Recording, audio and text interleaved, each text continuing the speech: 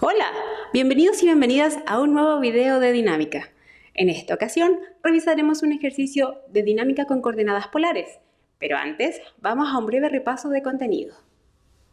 En este caso es bastante poco, la verdad, porque la mezcla de los contenidos que vimos en la parte de dinámica y en la parte de cinemática con coordenadas polares, ¿ya? Y eso es porque simplemente es igual a la dinámica con cartesianas, solamente que la expresión de la aceleración va a cambiar según el ejercicio. Entonces, en este caso es típico tener ejercicios, digamos, con un eje Z fijo, pero quizás tener algún cuerpo aquí rotando. Y simplemente tenemos que considerar cuáles son las fuerzas. Vamos a tener que descomponer las fuerzas en el eje Z, que podría ser por ejemplo el peso, y vamos a tener que descomponer eso también con las fuerzas que haya en el eje θ y en el eje R. Aquí podría ser una cuerda, o podría ser quizás una atracción gravitatoria o cualquier cosa, ¿ya? Y después eso nosotros lo tenemos que descomponer en nuestros tres ejes, que ahora son R tongo, θ tongo y Z tongo, y simplemente aplicar la segunda ley de Newton y resolver. Lo más complicado en estos casos suele ser la resolución después del álgebra, porque a veces aparecen ecuaciones diferenciales, cosas así, pero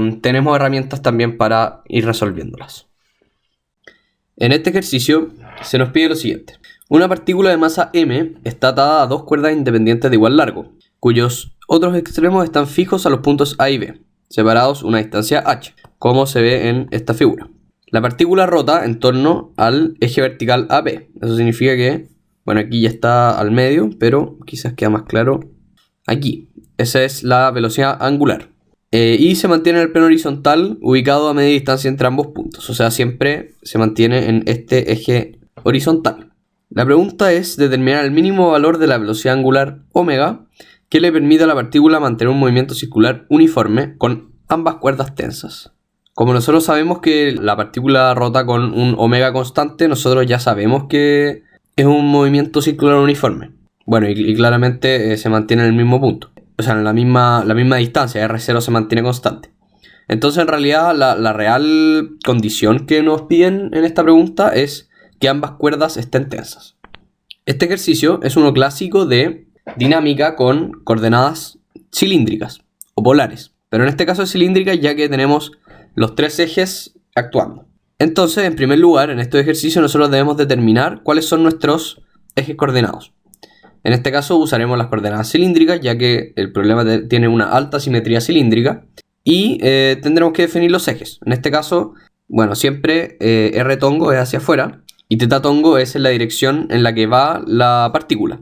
En este caso, si se fijan en este punto, la partícula va saliendo hacia nosotros, hacia afuera de la imagen.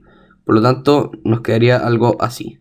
Y con respecto a Z tongo, claramente, bueno, nosotros lo podemos poner arriba en el eje vertical donde está actuando la gravedad. ¿Y qué tenemos con esto? El planteamiento típico que se hace en estos problemas es señalar que la sumatoria de fuerzas es igual a masa por aceleración, la ley de Newton, en cada uno de los ejes. Entonces nosotros sabemos que la sumatoria de fuerzas en Z tiene que ser igual a masa por aceleración en Z, pues digamos en Z tongo. La sumatoria de fuerzas en θ tongo tiene que ser igual a la masa por la aceleración en θ tongo. Y la fuerza en R tongo es igual a la masa en R tongo.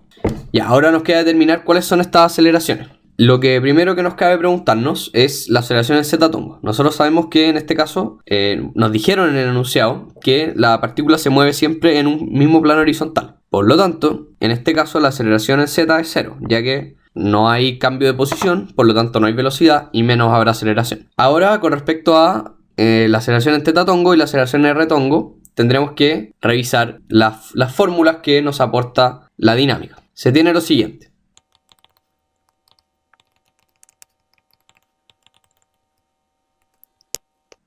Ahora, para resolver estas aceleraciones, nosotros tenemos varios datos. En primer lugar, nosotros sabemos que R punto es 0, puesto que es un movimiento circular uniforme. Y lo mismo tenemos con W punto, puesto que tanto ni el radio de giro ni como la velocidad angular de giro está cambiando. Por lo tanto, ambas derivadas son 0 y la aceleración total en θ tongo debe ser igual a 0. Con respecto a a la aceleración en R tongo, nuevamente, nosotros sabemos que R2 puntos es igual a 0, puesto que no está cambiando el radio de giro. Y el otro término, bueno, nosotros sabemos que R es R0 y que omega es, bueno, la pregunta del ejercicio, por lo tanto la dejamos así expresada. Luego de ver cómo se expresan las aceleraciones, nosotros ahora debemos saber cómo se expresan las sumatorias de fuerzas. Y una vez que tengamos eso, podremos usar las ecuaciones que planteamos inicialmente y con eso podremos resolver el ejercicio fácilmente. Entonces ahora lo que debemos saber es para dónde están las fuerzas y para eso hacemos en primer lugar un diagrama de cuerpo libre. Estas son las fuerzas que están actuando en este caso y nosotros, bueno, nuevamente sabemos que nuestros ejes son saliendo aquí teta tongo, hacia allá es R tongo y Z tongo lo habíamos puesto hacia arriba. Entonces, ¿cómo es las fuerzas en Z tongo? Bueno, vemos que están actuando, las tres fuerzas tienen alguna componente en Z tongo, el peso no tiene componente en R tongo, por lo tanto ahí nos podemos simplificar. Y en teta tongo ninguna de las fuerzas está actuando, ¿cierto? Todas están actuando en el plano, digamos, de la pantalla. Por lo tanto nosotros sabemos que la sumatoria de fuerzas en teta tongo es igual a 0, lo cual tiene sentido conociendo que la aceleración en teta tongo también era igual a 0. Y eso no tiene mayor ciencia, digamos. ¿Qué pasa ahora con las tensiones y el peso? Bueno, en primer lugar nosotros debemos descomponer ambas tensiones tanto en Z tongo como en R tongo. Y para eso nosotros podemos dejar aquí este ángulo alfa y nosotros tenemos información sobre el ángulo alfa, ¿verdad? Porque nosotros teníamos anteriormente, vamos a dejarlo esto como un asterisco aquí al lado, nosotros sabíamos que si teníamos esto es alfa, esto es L, esto es H medios y esto es R0. Ahora, por mientras, seguiremos usando la notación con alfa y luego nosotros veremos que se nos va a simplificar todo. En todo caso, nosotros sabemos que el coseno de alfa es el cateto adyacente partido de la hipotenusa, o sea, R0 sobre L, y el seno de alfa es el cateto opuesto partido de la hipotenusa, o sea, H sobre 2L. Pero como les decía, vamos a seguir usando alfa por mientras y después vamos a ver que al final reemplazamos, ya que la mayoría de las cosas no va a ser necesario arrastrarlas durante todo el ejercicio. Otra cosa importante del enunciado es que R0 no necesariamente es un dato del problema, ya que si bien está en el dibujo, no aparece en la imagen. Por lo tanto, debemos dejar nuestra respuesta en función de H y L. ¿Cómo es la sumatoria de fuerzas entonces en Z tongo? En primer lugar tenemos el peso hacia abajo, 100% como negativo en el eje Z. Por lo tanto, dejaremos menos peso, pero el peso nosotros sabemos que es m por g, menos mg. ¿Qué parte de T1 está en Z? Si nosotros nos acercamos aquí, esto lo podemos hacer con el negro. La pregunta es, ¿qué porcentaje de T1 es esto? Y nosotros sabemos que en este caso T1 no es, o sea, el eje Z no está pegado a alfa, por lo tanto debe ir multiplicado el T1 por seno de alfa. Ya, esa es la forma más fácil de verlo.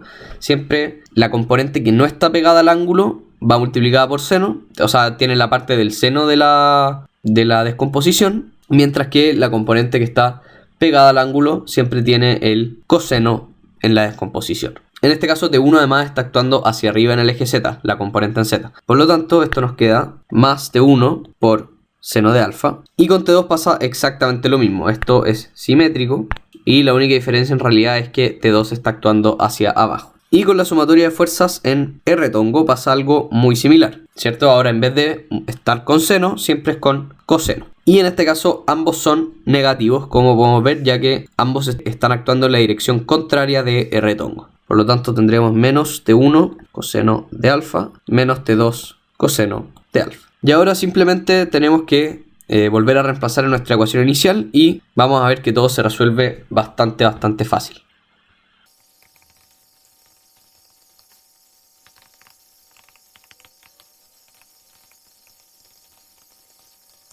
Entonces ya tenemos nuestras ecuaciones y ahora lo que nos debemos preguntar es, bueno, si es que la cantidad de ecuaciones nos alcanzan para resolver el problema. Y la verdad es que sí, porque nuestras únicas incógnitas aquí son T1, T2 y omega. Pero a nosotros nos falta otra ecuación más, que aún no hemos planteado, que es la ecuación que es la pregunta que nos hacen en el enunciado. Y la pregunta que nos hacen en el enunciado es ¿qué omega se requiere para que la cuerda de abajo no se destense? ¿Qué quiere decir eso? Que nosotros requerimos que T2 sea mayor a 0. Si es que nosotros cumplimos que T2 sea mayor a 0 y despejamos omega, vamos a obtener la respuesta que nos pide el enunciado. Entonces, tenemos de la primera ecuación, tenemos que T1 más T2 factor de coseno de alfa es igual a R0 omega cuadrado por la masa. Si dividimos el coseno, pero nosotros también debemos recordar que R0 sobre el coseno de alfa es igual a L. ¿Qué podemos sacar de la segunda ecuación? Esta vez podemos pasar mg sumando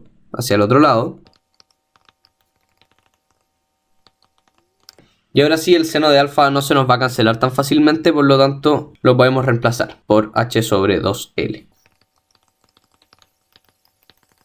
Listo, ya tenemos la resta y la suma de las tensiones. Y ahora tan solo si restamos estas ecuaciones, nos podremos liberar de T1, nos quedará una expresión directamente para T2 y con eso podremos plantear la última condición que tenemos. Por lo tanto, esto si lo llamamos 1 y esto lo llamamos 2, 1 menos 2, nos queda lo siguiente. Los T1 se van, T1 menos T1 y el T2 queda más T2. Por lo tanto, es 2 veces T2 igual a L omega cuadrado M menos 2L mg sobre H. Y finalmente T2 es igual a L omega cuadrado M sobre 2 menos L mg sobre H. Y la tercera ecuación que teníamos, ¿cierto? Era la condición que nos pide el enunciado. Y la condición que nos pedía es encontrar omega para que se cumpla que T2 es mayor a 0. Por lo tanto, esto simplemente, y lo hacemos con otro color, esto simplemente nosotros queremos que sea mayor o igual a 0. Queremos buscar el omega que cumple eso. Y acá simplemente despejando omega de esta ecuación de aquí, nosotros podemos simplificar las L, simplificar las masas. Nos queda que omega cuadrado sobre 2 menos g sobre h tiene que ser mayor a 0. Por lo tanto, omega cuadrado tiene que ser mayor a 2g sobre h.